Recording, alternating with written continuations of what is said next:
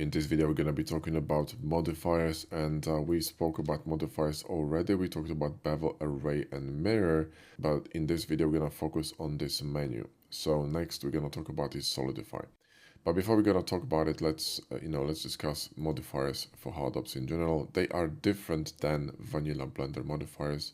Most of them, you can adjust them from the viewport, so you can work in a control space viewport or even control alt space, which is kind of like a pro display where you can't see anything, so you need to really know where things are and what are the shortcuts, right?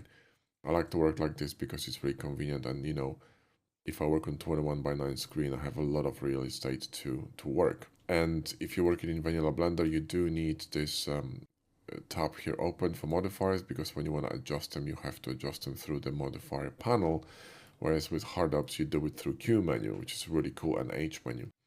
So we discussed already the bevel, array, and mirror. And again, depending on the state of the mesh or what kind of mesh you have selected, if I have selected a plane, I'll see solidify here. If I have selected a cutter, the same thing, right?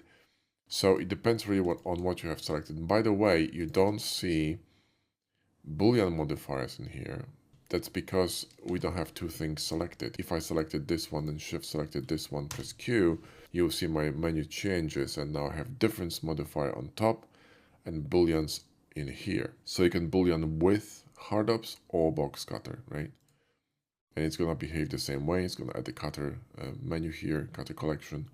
So there you go. And you can use the same tools for recovering these cutters. The same behavior, just simply different access point, okay? All right, cool. So let's go back here and let me just actually nuke that, get a new cube. And I'm going to go to edit mode, select these faces and go to Q menu and control click on curve extract, which will rip these faces off of this mesh and separate them into an object. So now we can work on this one. So watch, let me actually duplicate this. So we're gonna go here to modifiers and solidify, and now by default, if you're gonna move your mouse to the left or right, you can solidify. So you don't have to use sliders, it's very intuitive. And if you hold control, you can snap to the closest increment, which in our case is gonna be 10 centimeters, right? So 10, move a little bit, 20, move more, 70. So it's really cool. You can determine a very precise thickness. So if you're running multiple panels and you want them to be of the same thickness, you can do that. If you press 1, that's by default, you are setting the offset to 1. Then 2 is both ways, 3 is inside, and 4 is extrude, which you can't really see here, but I'm going to show you this in a minute. So if you're going to go here and extrude it using solidify 1 and press R, you will nuke the rim inside. If you press 2, you'll be able to adjust them both ways with the rim turned off, right? And if you press 4, you get this, which is pretty cool. So now, for example, what I can do is I can grab these points here and, shift control B them to bevel them. And I could add a secondary modifier, solidify modifier on top of this. So go to Q menu, and then I could control click on solidify, right? So if I hover over here, you can see that one more time. If I go over here and hover over, when my tooltip isn't displaying, hang on. One more time, modifier, solidify. The tooltip is broken, what the hell? Hang on, let me... Armin player. Oh, see that again. Our animation is playing, that's why. My space is... See, when you play animation in Blender, it bugs out a lot of tools for hardopes, so be careful. This is why I always disable this rubbish. I think it's under input. No, wait a minute, key map.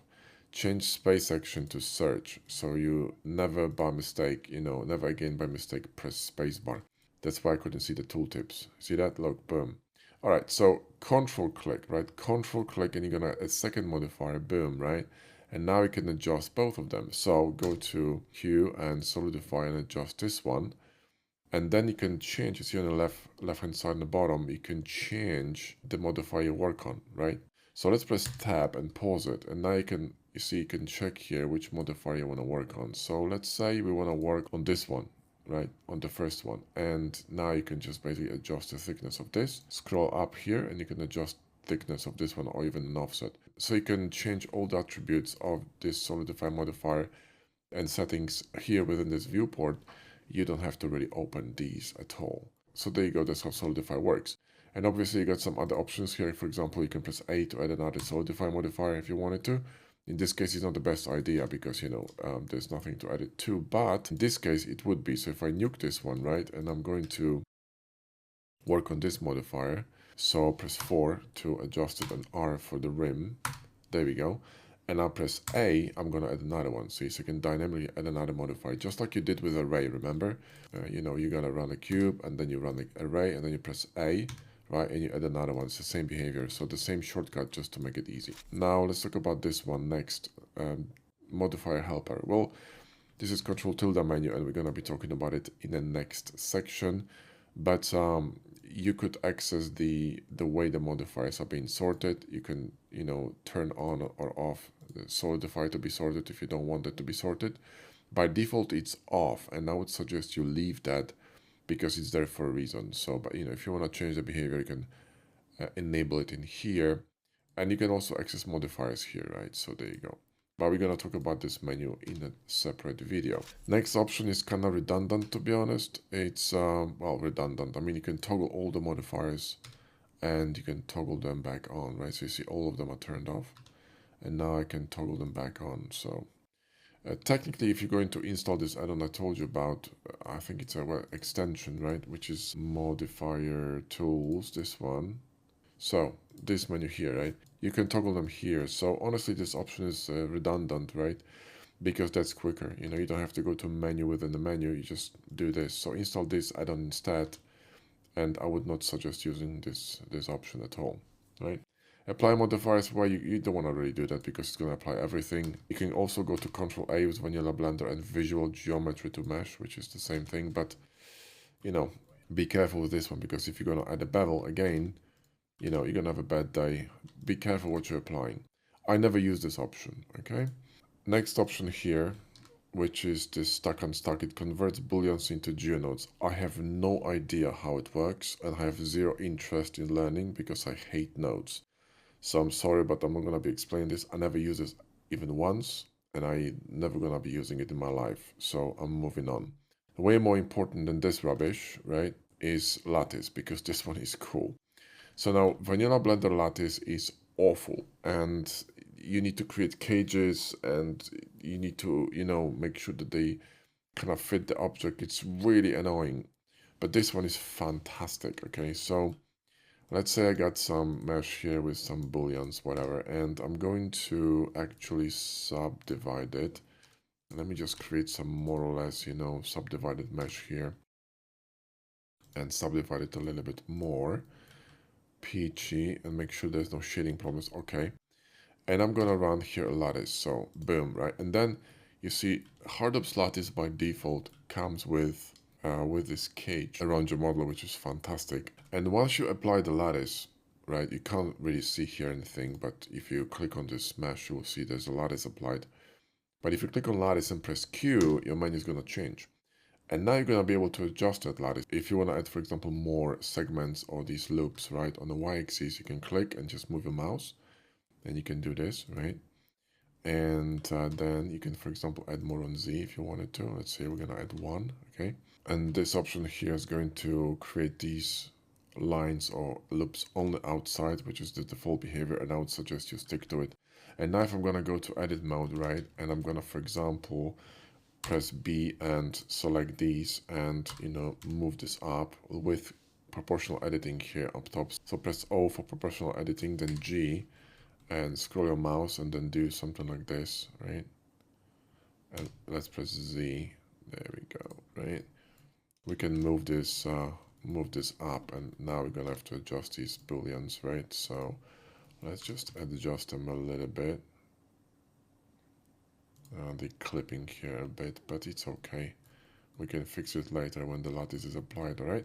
And now you get this shape deformed. And the cool thing about this is that you can dynamically update this, So go to Q and let's say add more segments here to make it smoother, right? or for example on the axis, right? You can add more if you wanted to. So that's how the lattice works. And again, you can always access it here because you can see that you click on the lattice and you can just press Q and adjust it from here, right? Now, next one's gonna be, let me just go here, this screw modifier, right? So modifier and screw, this one. Well, this one is interesting too. You have a lot of options, and I rarely really use this one, but you know, you could do some interesting shapes with it. So let's say I'm gonna have a plane, and let me subdivide it, and I'm gonna delete this part. Whoa, there we go. And then we're going to use this modifier screw, right? So go to screw, and then press 1, 2, 3. You can change the direction of it. There we go. And create something like this, for example, right? Now let's just shade it smooth. And let's add a bevel to it. And there you go, right? So, you know, let's just add some subdivision. So you could play with it, you know, it's interesting. And you got all these controls here in the H menu. Now, I'm pretty sure that this modifier is also slightly outdated. If I press N, for example, there you go, I'm going to have Python error. So, you know, not all these options are actually updated. There's so many options and functions and behaviors in HardOps, you know, so many tools that it's just very difficult to keep everything up to date, I suppose. But play with this modifier, you can get some very interesting results. You know, it could be useful for a very specific workflow, but, you know, there you go. That's a screw modifier, okay? Now, next one that I actually use, you see even the menu now is bugged, it's stuck on H menu. So there you go, there's something still not right with this 4.3. I cannot even reset this menu by resetting the UI. So let's go to Blender 4.4 and let's keep going. Now the displace modifier just displaces mesh around. I really don't see a point of it. You can scroll your mouse to change directions, you scale it, etc. You know, I don't use it. The other modifiers here are not really that important. Decimate, you know, you can decimate stuff, which means when you have something subdivided, you can lower the subdivision count. But you know, these are just regular modifiers, nothing really special about them. Maybe with the exception of this one, which is a weighted normal modifier. This one is really important for, you know, holding your mesh, especially when you're gonna have bevels and booleans, right? You see that shading, alt click, boom. And this one is different in vanilla weighted normal modifiers. So if I go here to cube and I'm going to go to normals and add weighted normal modifier, let me just put a bevel on it because otherwise it's gonna be a disaster. There we go. So if you go here and you see that this modifier has a bit different settings than this one, because this one is set to keep sharp, whereas this one is not. Now this option, keep sharp, it's going deep into Blender settings and working with normals, but it basically will tell Blender to leave your sharp edges alone. So when you have certain edges marked as sharp, this option will simply ignore them. And it's going to simply leave your sharp edges alone. And that's that. But basically you need that to properly shade your mesh, and you would need to enable this every time you run weighted normal modifier, and HardOps has it enabled by default. So, you know, even some of these modifiers, like for example triangulation or others here like decimate, whatever, they have similar functions and options. They occasionally gonna have like a 1 or 2 settings set differently. Like for example, bevel, you know, comes with 3 segments and miter is set to arc, not sharp. And these small settings gonna improve your quality of life because you don't have to reset them every time you're gonna add a bevel to your mesh, for instance, right? Which is annoying. The same with weighted normals, you know, you're gonna have to do it for every single object, which is irritating. You gotta remember all these things, you know. And these modifiers just gonna be doing it for you, which is kind of a smart way of working. So, you know, there you go, that's the difference. But this modifier cloth is actually really cool. So let me just grab a quad sphere here from Mesh Machine or Machine Tools. I don't remember which one it was, but one of these add-ons gives you this quad sphere. I think it's Machine Tools. Then we're gonna control click on curve extract to grab this bit here on the top. And now I'm going to press Ctrl 2 to subdivide it. So we added a subdivision level to it, so it's more smooth. And now I'm going to go here to modifiers and cloth, right? And nothing happens, but watch what happens when I'm going to play this animation. Boom. Right, and now you can actually adjust, adjust this gravity. You can adjust pressure, which for some reason doesn't really seem to, actually does work, yeah. You can adjust the settings for this one. You can also, you know, replay it as many times as you want.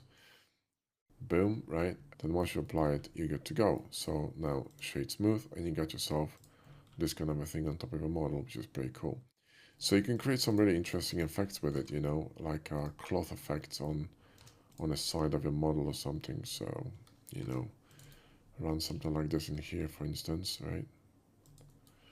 And let's just run some loops here and some loops here, and you know, we can grab on this part here, right, and extract this, or actually even better, run the RTM macro, which is gonna inset it. We're gonna talk about this manual later on, so don't panic. Control click here on curve extract, control 1 to its subdivision, and then Q, and then operations, sorry, modifier and cloth, right? And play animation, and boom, you got this kind of like a, you know, in Space Station, you got these paddings, right? So you could create some stuff like this, which is very cool, right? So let's apply the bevel here, right? This one, we're gonna smooth it, shade smooth. You can increase the number of subdivision here, obviously, which for some reason is gonna create a disaster. Hang on, let me see this.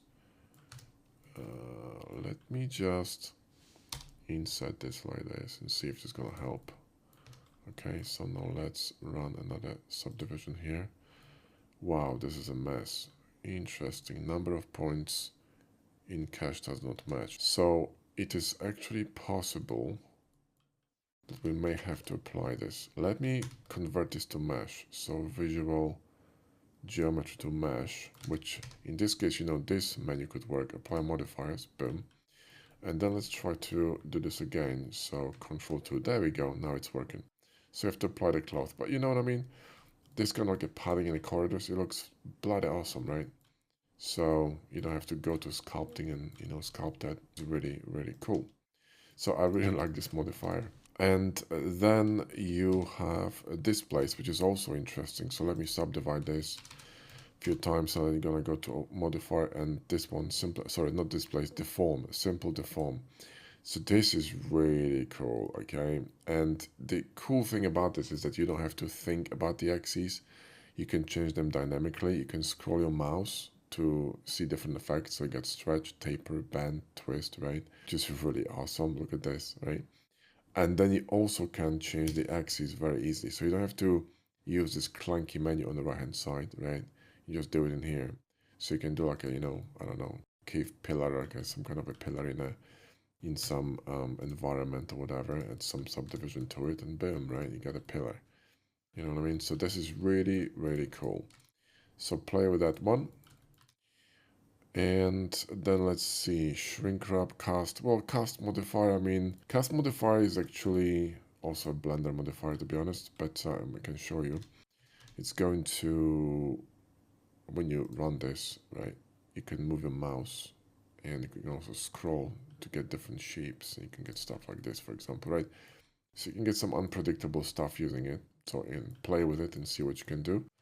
And obviously you got, you know, you got the menu here on the bottom right. But, you know, just play with it and have some fun. Now, next one's gonna be subdivision modifier. This one is kind of useful. Obviously, the subdivision works exactly like in Blender, but you can easily stack these modifiers together. So let me show you. So let's say I have something like this, right? And let me just make it more interesting. So let's run something like this, okay? And I subdivided it, right? So I press Ctrl 1 and, you know, and shade it smooth. And obviously I would need to add some more loops here to make it a bit more, you know, there you go. And subdivide it, there we go. And, you know, do something like this. So the quads are more or less even, right? So you got this subdivision running like that, right?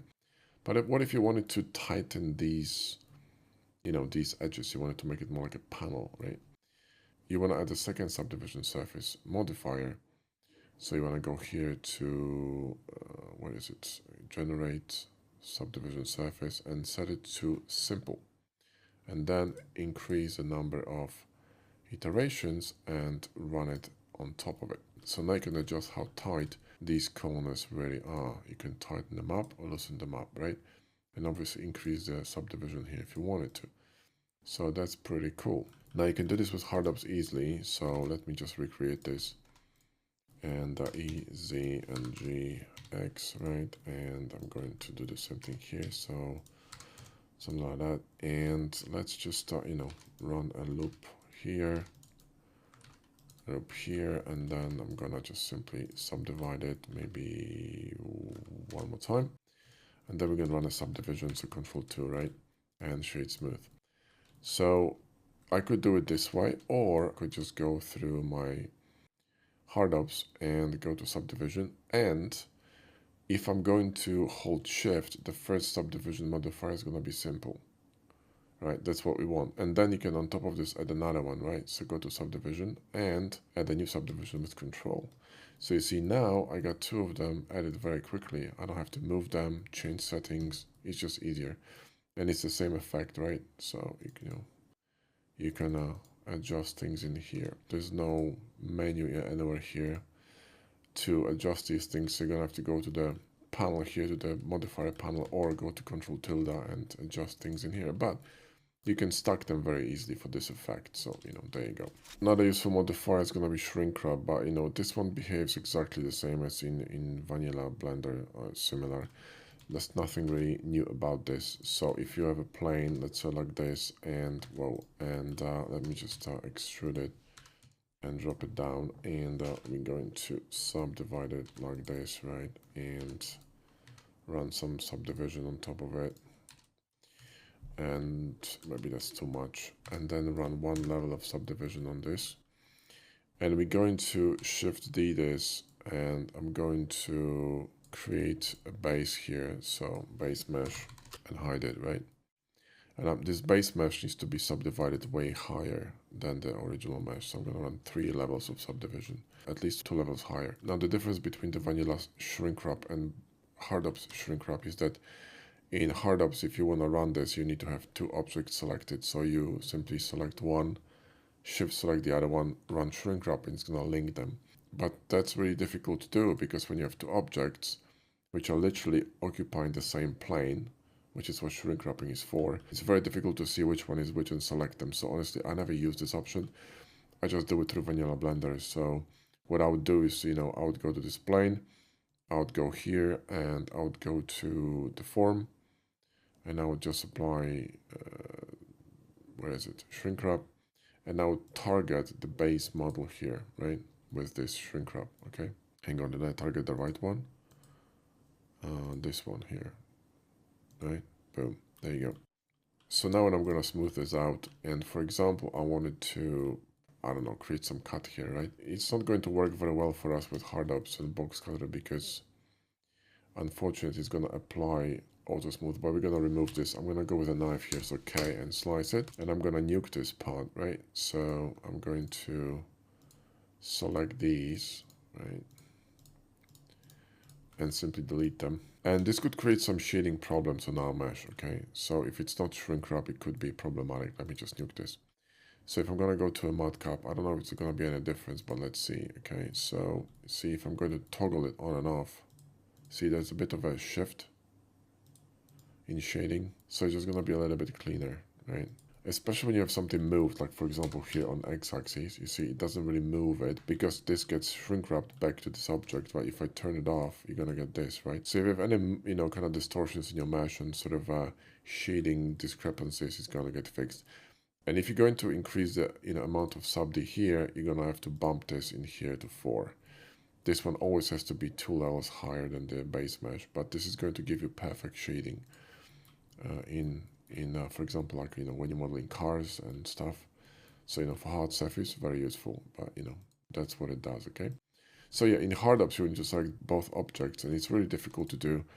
That's why I don't really use it through hard ups, but the other ones are very useful. So anyway, I hope it gives you a bit of a deeper overview of these modifiers. There are some other modifiers from hard ups here, but we're going to be talking about them in a different section, because they're slightly different. These are smart modifiers, and some of them are very, very, very useful. And I use quite a few of them here, so I'll show them to you in a separate video. So this would wrap things up here in terms of modifiers, and in next video we're gonna be talking about this monster, which is mesh tools, and this is also very, very important. Some of these settings are fantastic, and some of them even are impossible to do in Blender. Like for example, this set origin, it's a very good tool. You can't do it in Blender, it's just impossible. So there you go. Anyway, so I see you in the next section.